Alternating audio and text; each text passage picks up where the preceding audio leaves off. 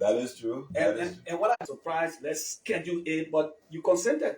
Of course, but Danny, I've always been that person, and we have been interacting for many, many years now. I don't think you have changed much, and I also have not changed much, so I don't do a formality too well. So, yeah, so once there is time and we can do it, why not just do it? Okay, so how's life generally? I think it's going well. It's going well. I'm in good health. The family is okay. The wife is okay. The kids are fine. I mean, that's the primary concern. So we give thanks to God for that.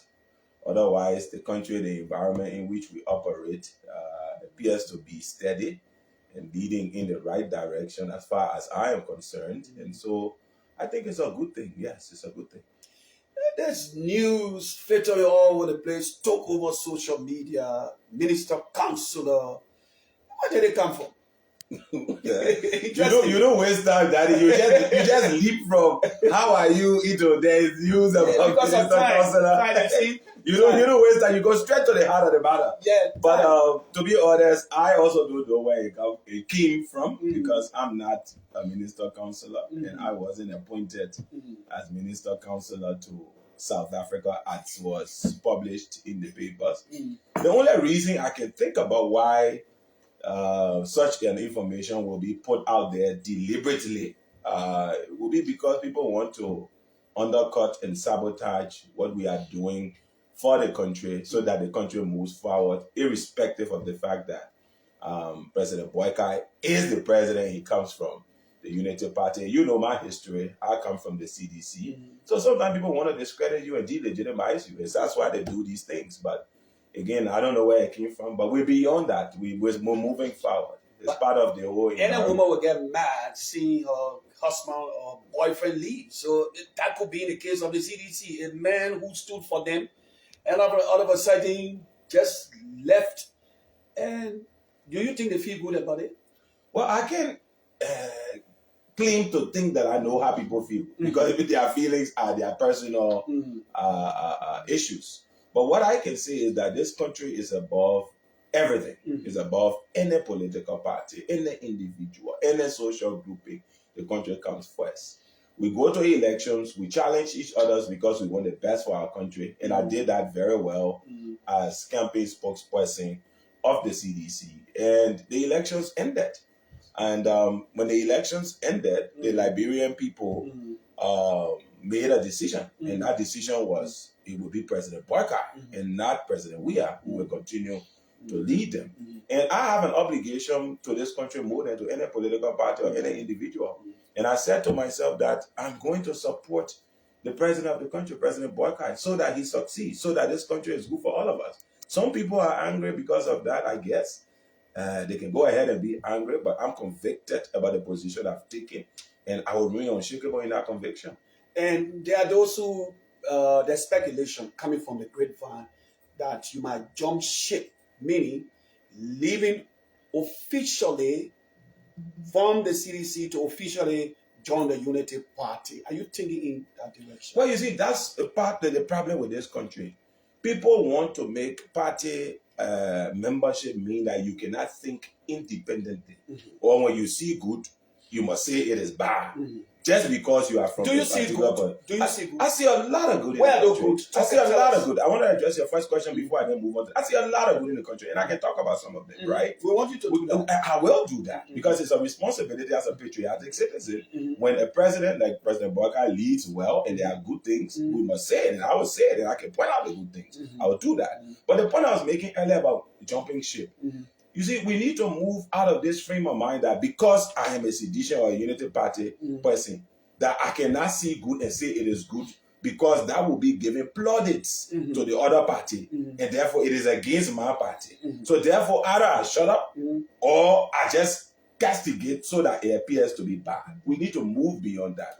Let's agree that elections are scheduled for a particular period of time. In this case, we're going to election when? 2029. Between 2028 and 2029, the campaign season will start to heat up. 2027. Exactly. Wait for 2027 and do your campaigning. But when the country makes a decision, let's come out of that process prepared to move the country forward. And don't say at CDC or IUP. So to answer your question, I don't have to jump ship to maintain the position I'm maintaining. And my position is very clear. As long as President Boga is president, I will support him to the fullest in the positive way so that we can move this country forward. I'm clear on that. Now, you talk about good things. A lot of good things are happening in the country. I want us to stay there. Yeah. Jumping ship is not the issue you want to discuss because... But you said formally, so I don't have to do any formal movement. No, what I'm saying, what if the president, it was based on rumor, coming from, whispering from people who say, oh, you banned Minister Council in South Africa. What if the president, okay, you know what? Because of his competence, let's use this public platform. Because he's competent, he's upright. Okay, since it was rumor now, let's make it real. Kanio, go to South Africa, go to Japan, go to where as Minister Councilor or even Ambassador. Would you accept? Well, I'm already on record for that. I said it on Spoon. I mean, people keep me say a lot. They have a lot to say. And again, frankly, with respect and not with derision or trying to denigrate anybody, I respect their views, but I hold mine. And I've said it clear. I said, if the president reaches out to me and says, Kanio, we'd like you to support us in a specific capacity, it does not have to be a political appointment. I'm not opting like I want to get a political appointment and be a minister or minister councilor or big title ambassador. No, that is not my game plan here, right? Currently, I lead the centrism movement. I want to be able to shape people in a direction that primarily... I'm coming out, and I'm in route, right? That primarily puts the country first in terms of the things that need to be done. So to your question, it does not have to be minister councilor or whatever. I can consult for the government. I've done that for international NGOs. I've done that in other parts of the world. Why in my own country, if they say, look, can you support us in this particular area as a consultant, independent consultant, can I not do it? I can do it. And I will do it. I don't have to be appointed. I'm not consumed by an appointment. So let me make it clear. I will support the president in any shape, form, or manner that I can do so. It does not have to be political appointment. But the thing that is key is that I'm committed to supporting President Boga. Kanio Bai Gbala is on record for that, and he will continue to do so. Centrism movement, where did it come from? Well, like I was telling somebody, it came out of the ending of 2022. It's an idea I've always had. I've always challenged, even within the CDC, I've always challenged the way things are and the structures within the CDC. Did you do that? Of course I did. But just when you're in an institution, you don't come out on a public radio station to challenge. And if you don't do that, people say you didn't talk. Yeah, well, it's up to them. I know what I did. I know what I said internally about decisions that were being made and my disagreement with them. Similarly, that's why I tell people, if you join the government as a minister or you become a senator or whatever it is, don't come crying to the public here about what you're trying to do. Because that's why we gave you a portfolio. Just go do your job. Go and do your job. And so, similarly, I was in government, a CDC government. I was in the party, still am in the party. You stay in the party? I'm still in the party. Do you go for meetings? No, I don't. I mean, what? But you stay in the party. Why would you go for meeting when you're in the party? No, I haven't been, I was out of the country for a little bit, so I haven't been going for any meeting. Okay, but now you're back. Yeah, so if a meeting were called, I would. Do you think they will accept you? But it is not up to them to accept me. When you join a political party, you create a right. It is not them to accept me. Nobody owns the party. The party is not for anybody. The party is for the people. But the people say, we have this individual, there is no party. The only way you remove somebody from a party is by law. Rules govern on the books. Show the rules. Take the necessary step to remove the person. If you don't do that, what would be those steps? I'll leave it to them. I'm not going to be the one supplying them with steps. Let them find their steps. If there are, but I think there are no steps. There are no issues yet. What have I done? I've simply said, let the country move forward. Let good things be amplified regardless of the fact that I'm a citizen. That's all I've said. Is that a basis upon which you can remove me from a party? Then let's see. And let's see what it says to the larger public. And even other citizens who are also very dissatisfied with a lot of things. But a lot of them are not as bold as I am and frank as I am to come out here and say these things. All right? So that's there.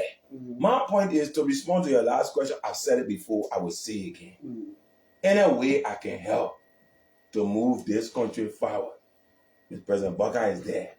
If you say, Kanio, can you help us to sweep? I will help to sweep. If you say, can you help us to be the janitor? I will help to be the janitor. If you say, because you are a lawyer and an assistant professor of law, can you help us to draft positions, to think to support us in a legal fashion, I will do so. And that's the whole idea around this. That's where we're going.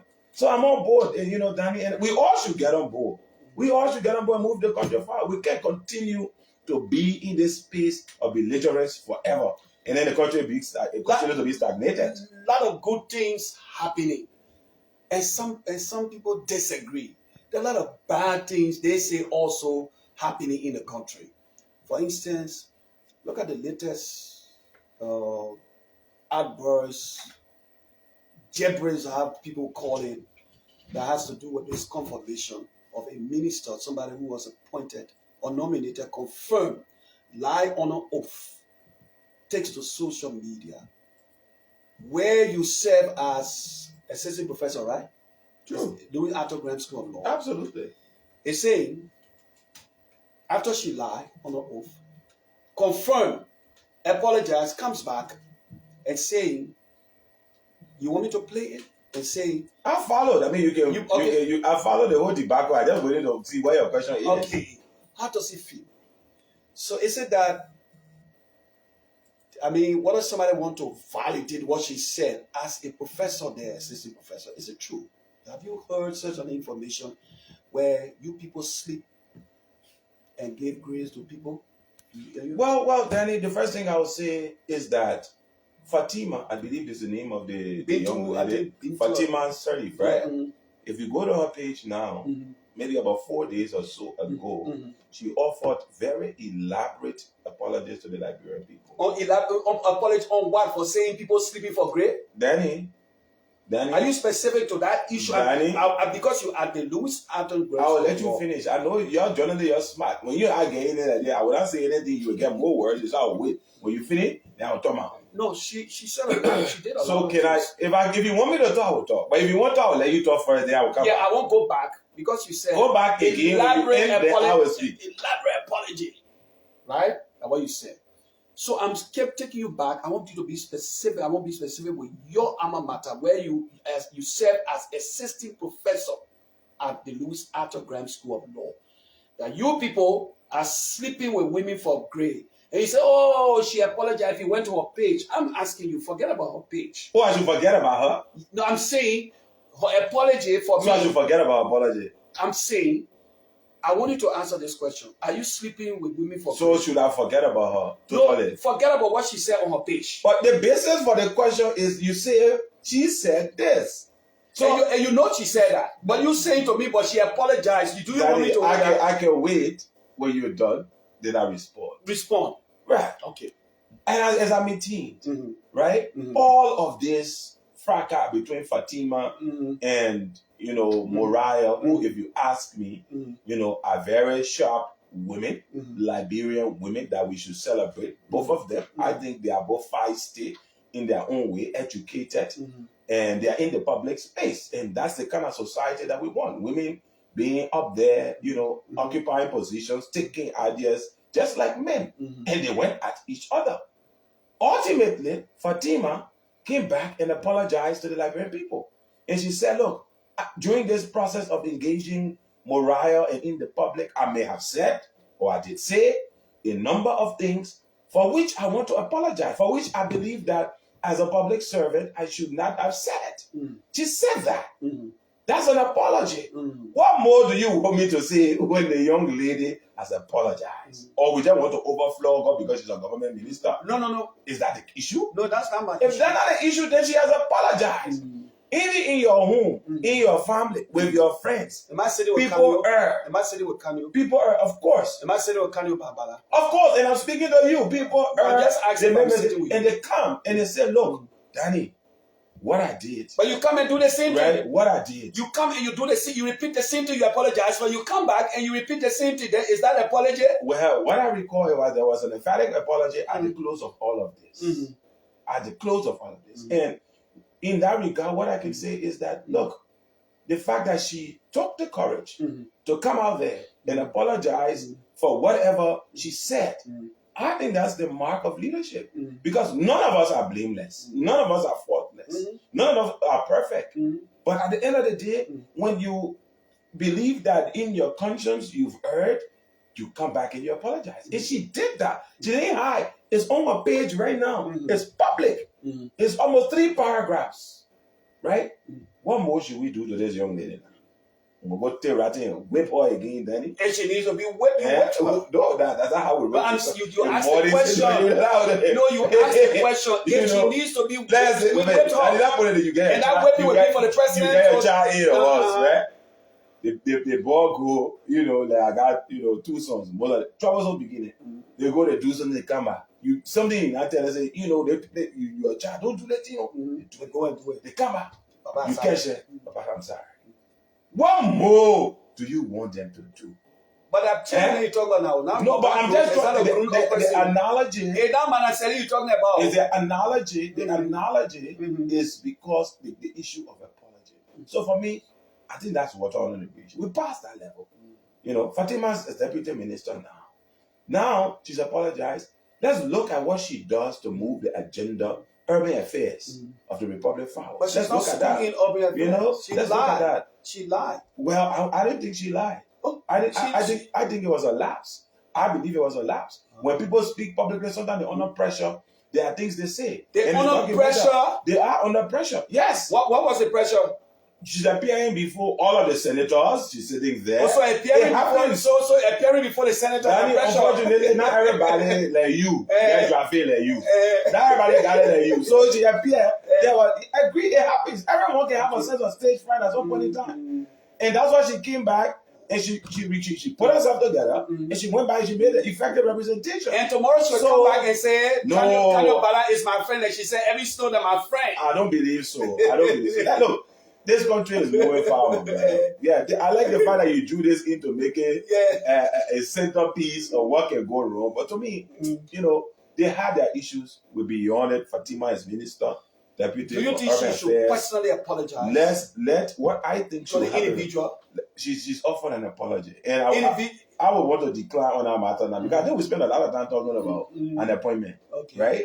So there are a lot of other things. Okay, let's you said a lot of things happening. What is your opinion on the millennial scorecard? Because it talks about 9% employment. Do you think we in that direction, the issue of employment? What is your take on that? Well, again, like I've always said, it's good to see these things holistically. Yes, the employment angle is concerning, but you will also note that overall, we passed the millennial scorecard. Overall. But the key I'm coming there. We passed the millennial scorecard. So when you say a child to school, again, I like the children analogy because it's quite accessible, right? And they go to class. They may not do well in all subjects, but at the end of the day, one thing you won't know is that did you pass from 9th grade to 10th grade? And in this case, Liberia did pass. From 9 to 10, 11 to 12, wherever high school, we passed. Now, are there concerning areas wherein the scores could have been better? I think so. And a responsible government, which I believe President Boyka leads one, and a responsible government, when I sit down, is he leading I think he's leading a very responsible government. That's my opinion. And I don't apologize. I agree with your opinion. Now, a responsible government will say, okay, now these are the areas that are not, very good. What do we do about it? For example, rule of law. And recently when I met the Chief Justice, we had a little conversation amongst other things. And one of the things he said, I want to increase access to justice. And one of the things he did recently, let me tell you something he did. A family court, he split it into 2. Because before you have one court, the docket getting packed. Commercial court, he's splitting them. He's taking steps to improve access. And that is good. It may not be what you want, Danny. You can do it anyhow you want to do it. No. It may not be what you think. What I want or it may not be your opinion. I agree. So do your thing anyhow. I don't get time for that thing. I'm telling you what he is doing right now. Okay. So you want me to also say what he has done? But I had an interview again. You want me to again? So that me has been in my back. So access to justice, millennial scorecard, right? It needs to be improved. Okay. But there is a commitment in the judiciary, and I'm sure with the Ministry of Justice, with the Liberia National Bar, which I also serve on the National Executive Committee, so I'm privy to the thoughts of the President. President Vama also is on board with all of this. Working collaboratively, I think we can improve the question of rule of law. The job situation, yes, we need to do more. And that's why the 1.2 billion Ivanhoe investment. Ivanhoe is before the parliament now to be ratified. Job creation is central to that investment. The railway, as you know, when you build a railway, you have to recruit people to build. You know, you have service providers who provide catering, all those kind of ancillary services. That's what job creation is all about. That comes with this thing. That's why we've been saying to the legislator, look, if Ivanhoe has one or two issues, fix those issues and let's pass the concession. Because our people need jobs urgently. I can assure you, once Ivanhoe and other concessions kick in, the next time we do MCC card, the percentage is going to go up. There'll be an uptick. So yes, MCC, we got some good thing is that we pass, but there are some, areas that require improvement. Can we improve on those areas? I think we can, and I think that's what we should do. Let's improve on them. Do you share, because this is something I've been discussing, that for a country, most especially civil servant, that we can pay civil servants 500 across the board. It does nothing to the economy or the budget. Now, Monuba, who participated in the election, have added his voice that increased civil servant salary to 500. Can we reach that goal, in your opinion? Because you talk about good things, maybe the president, people talking about it, somebody like you saying, oh yes, I support it, we can take civil servant salary to 500. Is it workable, in your opinion? Well, there are certain things that one cannot argue with, right? Because we all want, at the end of the day, Danny, whatever we do, we all want a better life. We want opportunities. We want our children to live well. We want to live free from harm. All those things, we want them. And how do we get them? Is because added income. More income that gives you the opportunity to do better. So nobody can argue with the increment of civil service. Nobody can. I can never do that. I can always argue for, increased civil servant salaries. However, we always have to understand the resource envelope and the processes. Moneybar says, and he's a quite smart guy, says increase to 500. I want to hope that Moneybar has crunched the numbers to know what an increment to 500 means for the budget and can be done. Not just call.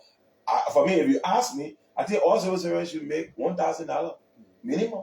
Why make it 500? For a start. No. For start. Danny, I say for start.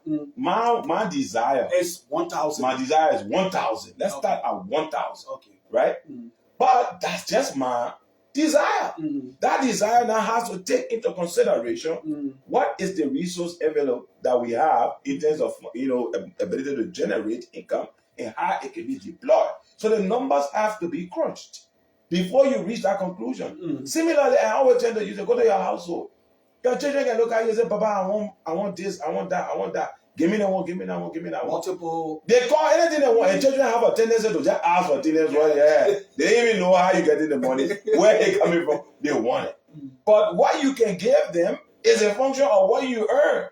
What you have is a same way. Liberia can only give to its citizens, and of course, with proper prioritization, what it has. So Moneybar say 500, I say 1,000. But the reality has to be, we go back to the drawing board. And if we do the numbers and we can get 2,000 or 1,005, why not give it? Or we can get 700, let's give it. But that's what I think we should be working on. And I believe Minister Gafwa and others are also considering all of these things as they move forward. Okay. You were once with the LACC, right? Yes, I was. Okay. So you talk about there are too many good things happening in the country. And I have an issue. When you go to a press conference and you say to the Liberian people the world over that there is culpable cause based on the GSC report you have investigated, and individuals will be indicted at the Mika press conference. I'm talking about the LACC boss. I'm following. Okay. We have probable cause as per, according to our investigation. It's going 6 months. Those people are not being indicted. A lot of good things happening. What is your opinion on that? Why is the delay? Why? would you say, as an investigator, that you have concluded the investigation and the investigation led you to this point? And those people, we're going 6 months. In your opinion, why are they not indicted? Now, let me put this out there. You know, and it may sound a bit technical, and some folks may say, "Oh, he's trying to make it too technical as a way of, obfuscating the issue." No. Okay. The reason why I say this, firstly, let me tell you why I will break this down. And even if it sounds technical, you will appreciate why it is that way. It's because, look, my brother, every one of us here can get accused of anything, right? Of anything. It could be as simple as... You're not guilty if you're accused. Yeah, beyond that now. Yeah. I'm coming to that point. You could be accused of anything. You could be accused of a crime. And when a criminal allegation is brought against you and it's on your record, that is serious for many reasons. So it is because criminal allegations are so very serious that if it were you today, Danny, or anybody else, you will want a level of diligence to be applied before any charge is brought against you. Now, let me tell you how it works. After investigation has been concluded, when the LSCC investigates, you know the LSCC represents who? The government. Of course. It represents the government. The accused party also has counsel. And counsel advocates for the accused party. The judiciary is independent in this case. The judiciary is a court, the judges. They sit between LSCC lawyers who represent the government and the accused lawyers who represent the party that has been accused. The judiciary sits as independent. LSCC obviously will always support government position, whereas the judiciary has the responsibility to be independent of both parties, even though it is government. You follow what I'm saying? The accused lawyers are there to ensure that they protect their client's interests. So when LSCC concludes a report or an investigation and they say they have found probable cause, probable cause simply means we think based on our investigation that this person is not that they did it, that it is possible that they could have done it. But we don't have proof yet. No, but you didn't say could. Wait, no, it's good because they are. Danny, I'm not. She did not say could. Danny, she said they will be indicted. Danny, she's speaking, you want me to play? She's speaking as a lawyer who supports the government. Oh, okay. She does not determine whether they will be indicted. Why?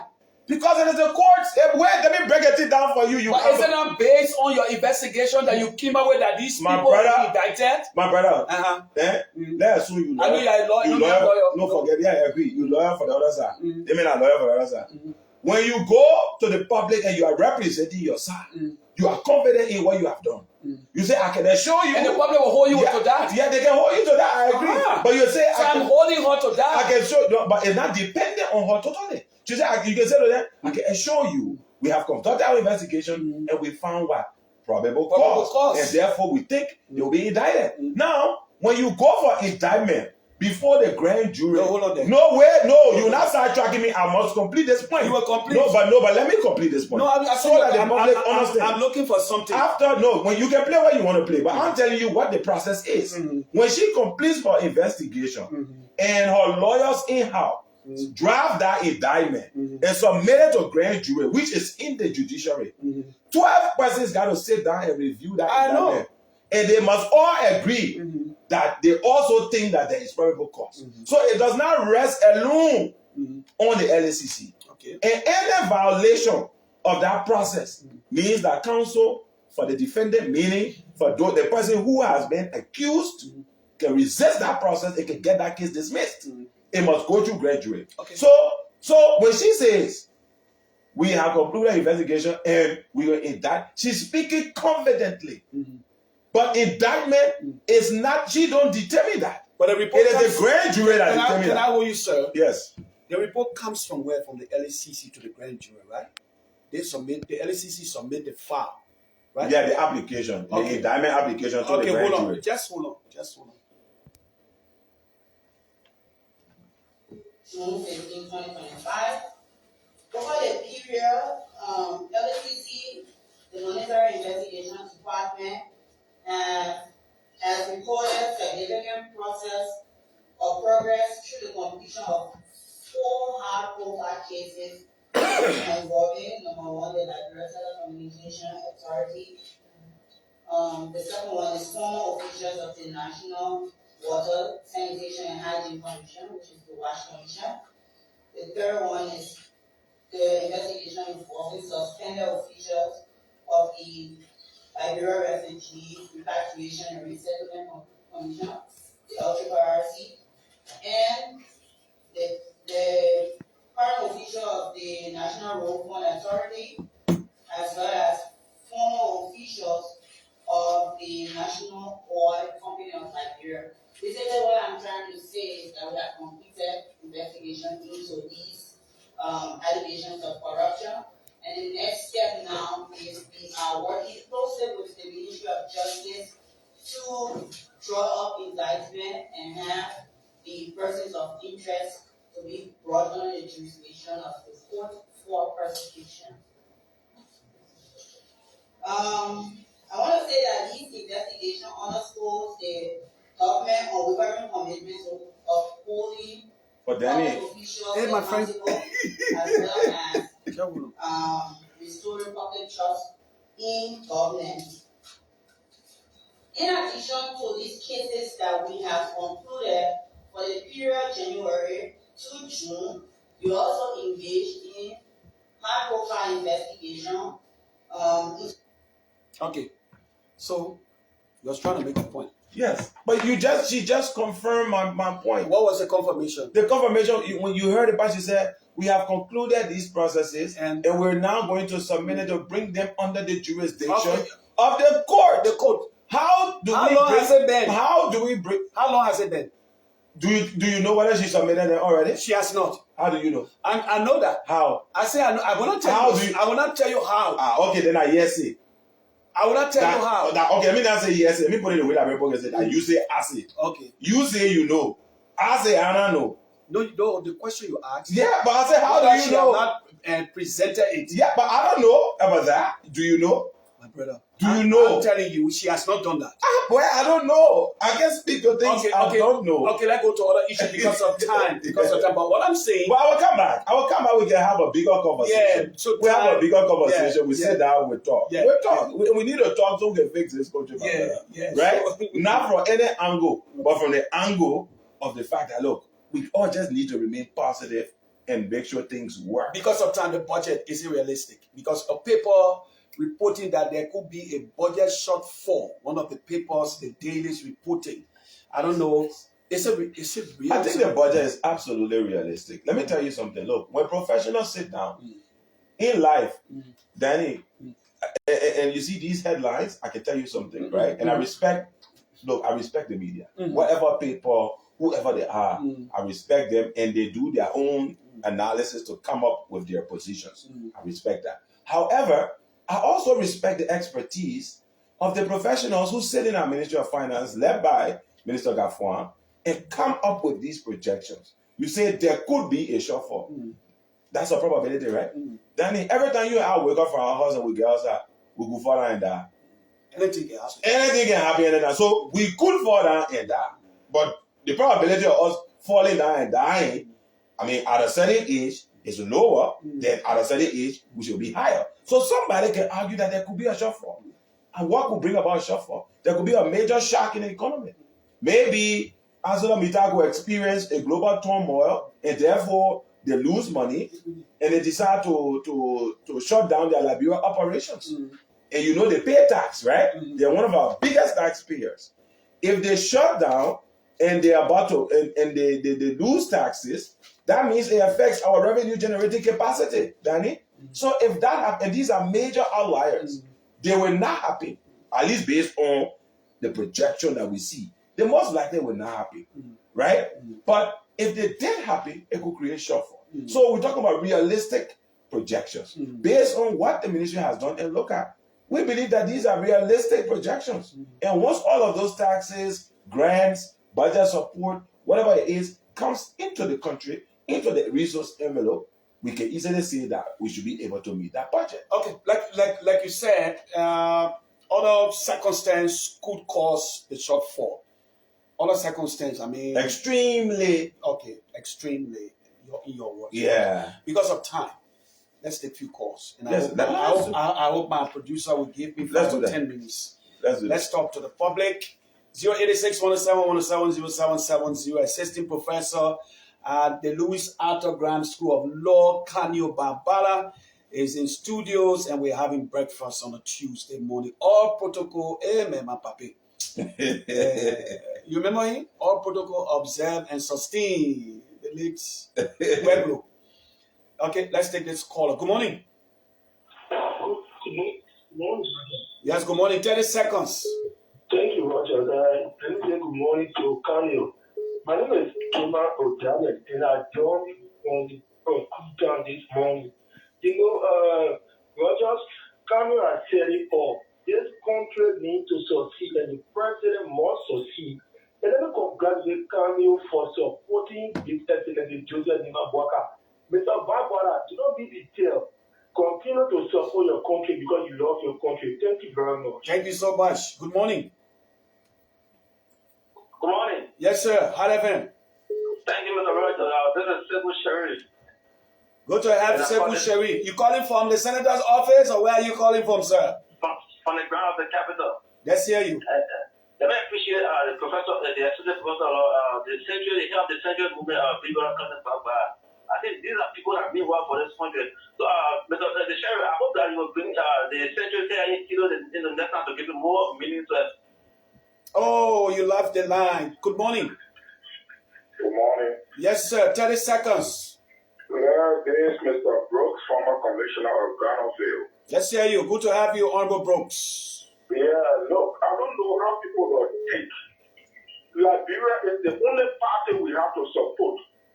I think the same kind of ideology Kanio is pushing over there that some of us get in our own way of talking also. Liberia is the only country we have. We don't have a separate country, separate party. If you have a government, that the government you have to support, because anything happen to the government happen to you. This is what's happening in this country. Let us do away with partisanship and all of these things and look at our country. Because if our country go danger, it go danger for us, go good, it go good for us.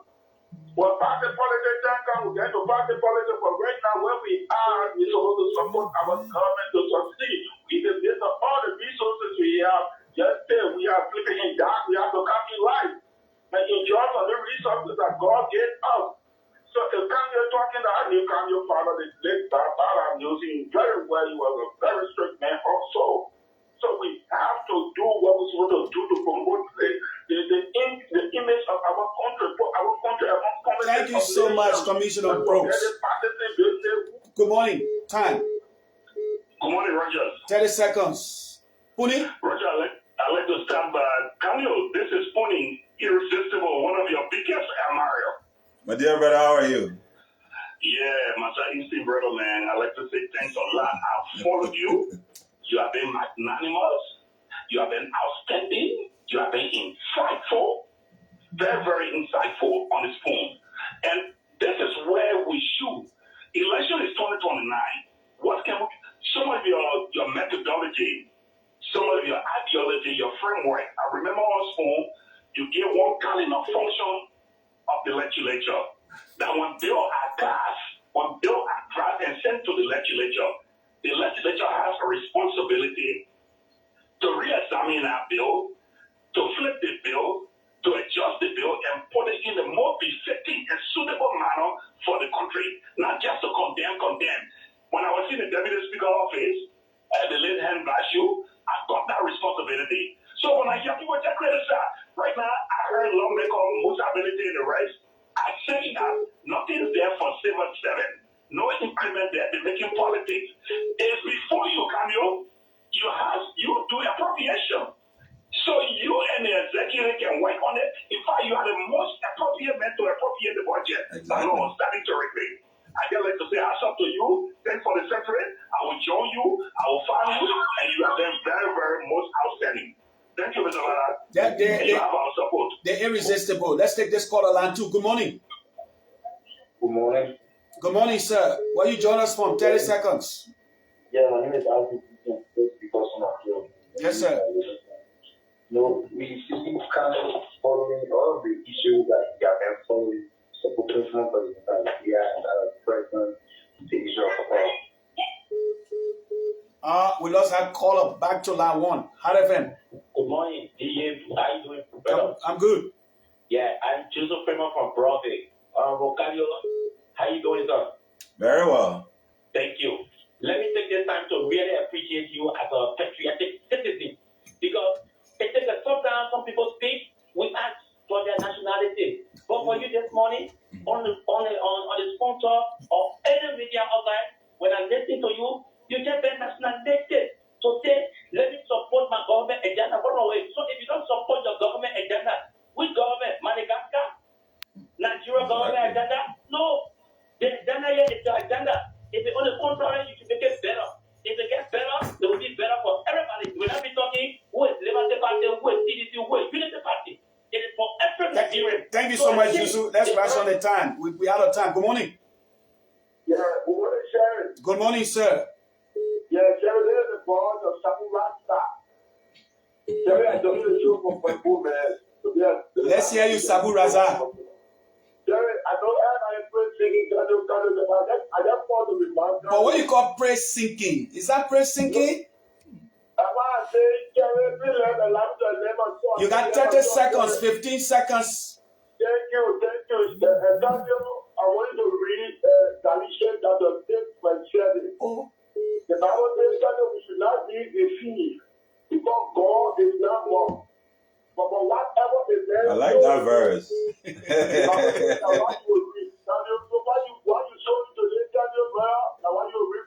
Thank you so much. Good morning. Galatians 6:7. Yeah. You took me to the power. Hello. Good morning, sir. Hello, boy. Is this the Kanio Bai Gbala that can be on school? Yes. Look. Good morning, sir. Yeah, how are you? How are you? I know. This is what we were on it. No. Look, you are the lawyer for school. And you are the lawyer for Liberia. This is how I should go. But what is taken from that is there's too much of social media. And the way I know you on another show, we're trying to discuss how social media is effective for human beings, whether they are good or bad. When you look at the last time, it's too much for us in Liberia. No more respect, no more understanding. We are begging you, join the people, so you can really tell us where are we going. Everyone is getting out of hand of social media. Thank you. Stop you as a weather country, the key is life. Thank you, Pape. You got to understand we're out of time. Good morning. Good morning, people. Delino Bryant. Let's hear you. That's Delino Bryant. What's Yes, up, brother? Delano, go ahead. Well, brother, thanks for the conversation this morning. I also want to say thank you to Kanio for the brilliant performance this morning. And this is what we want for Liberia. Patriotism for Liberia. We take one Liberia to go. Kanio, thank you so very kindly. Pray that we can get up with this. Thank you, Delano. Let's take one more call because of time. Time is of the essence. We'll take one more call, talk to Kanio, then we'll take his party comments. It's right here on the People Station. While we are with the call, Kanio, let's get into our wrap-up mood. Okay, this call. Good morning. Good morning, brother. Good morning, sir. 30 seconds. Thank you. I need to say hi to your studio guest, Kanio. That Kanio just be running from party to party. They want the party, the party. Kanio not doing it to himself. Thank you for this. Okay, you shall reap what you sowed. Actually, very we had 3 minutes to wrap it up. Sure, very encouraging comments coming from the callers there. And what I can say is I take all comments in good faith, including my brother who said that we're running from party to party. But again, that is the point. It is this whole party thing. So from Liberty Party to CDC? This whole party thing. No, actually, I left from CDC to Liberty Party. Then I left from Liberty Party and went back to CDC. Okay. So the records are there. Like you said, we have more time to... No, we have more time. We can talk about all those things. They're in the public glare, so it's not something that we're hiding. But I take my brother. I like to start off with my brother with Galatians 6:7. I think he said, I love the Bible. What you sow is what you reap. Right now, we are sowing nationalism. we are sowing the country first. We are sowing centrism.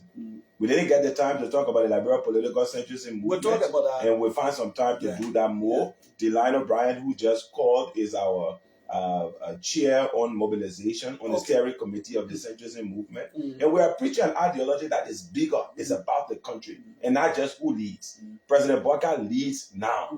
People must give him the support so we move the country forward. Whether you CDC, you UP, or you any position.